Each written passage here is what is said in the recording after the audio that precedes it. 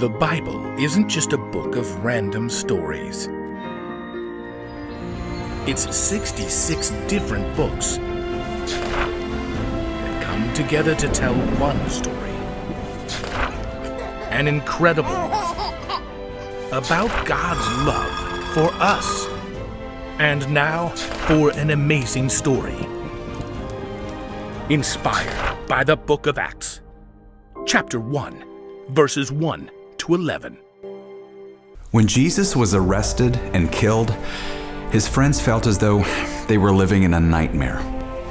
But 3 days later, when Jesus returned to life, they were overjoyed.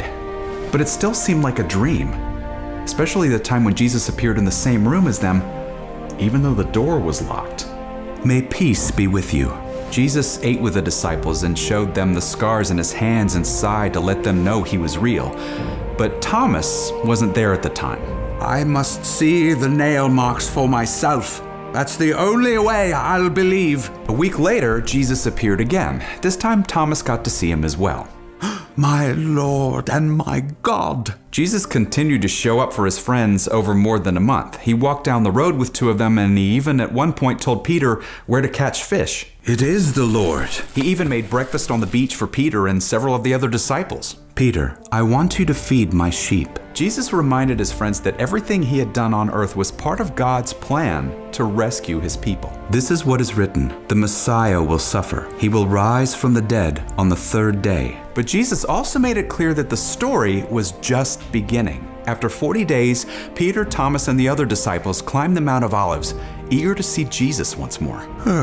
It's always mountains with him. That big sermon he preached on the mountainside. We hiked up here to pray the night he was arrested. And there was the mountaintop where God spoke from a cloud that Jesus is his son. You know, not all of us got in on that one. Oh, right. Wonder what he's up to this time. It's gonna be amazing. Well, Jesus can do anything now. Even get rid of the Romans. And we get to hang out and watch while he does it. I doubt it. What? Well, just... that sounds more like what you want than anything else. I mean, think about what he told us in Galilee. Go and make disciples of all nations. Baptize them in the name of the Father and of the Son and of the Holy Spirit. Maybe the all nations thing is an exaggeration. But you do have a good point this time. At last, they reached the top of the mountain where Jesus was waiting for them. Lord! The disciples gathered around Jesus. Peter couldn't wait any longer to discover what was going on. Lord, are you going to give the kingdom back to Israel now? Jesus smiled at his friends, compassion in his eyes. You should not be concerned about times or dates. The Father has set them by his own authority. You will receive power when the Holy Spirit comes on you.